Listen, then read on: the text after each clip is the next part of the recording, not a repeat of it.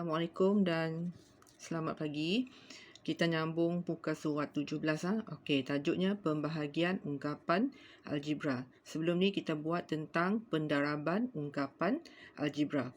Okey, caranya lebih kurang sama. Kalau pelajar dapat buat yang sebelum ni, okey, tentang pendaraban ungkapan algebra, pembahagian pun memang boleh buat.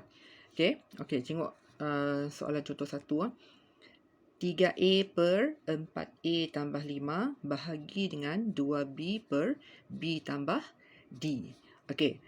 Seperti yang pelajar telah belajar macam mana cara buat pembahagian sebelum ni. Okey, langkah pertama, pecahan yang di depan. Okey. Awak turun balik. Okey, 3A per 4A tambah 5. Turunkan dulu. Okey, lepas tu simbol bahagi tukar kepada simbol darab. Okey, bila simbol bahagi tukar kepada simbol darab, pecahan yang kedua diterbalikkan ataupun disongsangkan. Jadi maksudnya B tambah D di atas, okey, di bawah 2B. Okey, awak terbalikkan. Okey, yang ni jadi ke bawah, yang ni jadi atas. Okey, lepas tu macam yang awak buat yang lepas. Yang ni sebutan ungkapan, yang ni ungkapan sebutan. Tengok rujuk dahulu kepada ungkapan. Jika ungkapan dapat difaktorkan, perlu difaktorkan. Okey, cuba tengok ungkapan 4A tambah 5. Adakah ungkapan 4A tambah 5 boleh difaktorkan? Ada tak apa-apa yang boleh keluar? Memang tak boleh. Sama juga dengan ungkapan B tambah D. Ungkapan B tambah D tidak boleh difaktorkan. So, kalau tidak boleh difaktorkan, maksudnya, ataupun yang ni memang tak boleh faktorkan. Kemudian rujuk kepada sebutan. Sebutan 3A dengan 2B. Boleh tak permudahkan? Ingat jika permudahkan mesti satu di atas, satu di bawah.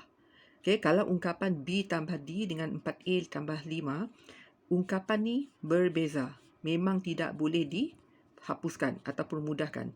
Okey, untuk sebutan 3A dengan 2B tidak boleh dipermudahkan. 3 dengan 2 tak boleh permudah, A dengan B pun tak boleh permudah. Sebab huruf yang berbeza. So, maksudnya, bila tidak ada yang boleh dipermudahkan, kita darab terus. Ingat bila sebutan darab ungkapan, sebutan di depan. Jadi cara awak tulis, okey, 3A darab dengan kurungan, maksudnya darab B tambah D, okey, untuk yang atas. Yang di bawah, sebutan di depan 2B darab dengan 4A tambah 5. Okey, so itu adalah jawapan akhir. Okey. Okey, cuba tengok contoh yang kedua. Okey, sama. Yang ni nombor ataupun sebutan, yang ni ungkapan, bahagi dengan 8B adalah sebutan, 4M tolak 12 adalah ungkapan. Okey, so langkah pertama, turun dulu pecahan yang di depan, M per 6 per M tolak 3. Yang ni tukar kepada darab. Okey, jadi yang ni disongsangkan. 4M tolak 12 di depan, di atas. Okey, 8B di bawah. Kemudian belajar tengok ungkapan. Ungkapan M tolak 3 boleh tak difaktorkan? Memang tidak boleh. Jadi biarkan. Okey, jadi 4M tolak 12. 4M tolak 12 boleh difaktorkan. Jadi langkah pertama mesti faktorkan. Yang ni tak boleh difaktorkan, turun. Okey, turun. Tulis balik. Okey, so kita faktorkan 4M tolak 12. 4 dengan 12 boleh keluarkan 4. Okey, jadi apa dalam kurungan? 4 adalah nombor yang boleh dibahagi oleh 4 dengan 12. Jadi awak keluarkan 4 lah. So, 4 darab apa jadi 4M? 4 darab M. 4 darab berapa jadi 12? 4 darab 3. Betul? Okey, turunkan 8B. Okey, 8B. Ini turunkan. Okey, kita mansuh mana-mana yang dapat dimansuh atau permudahkan.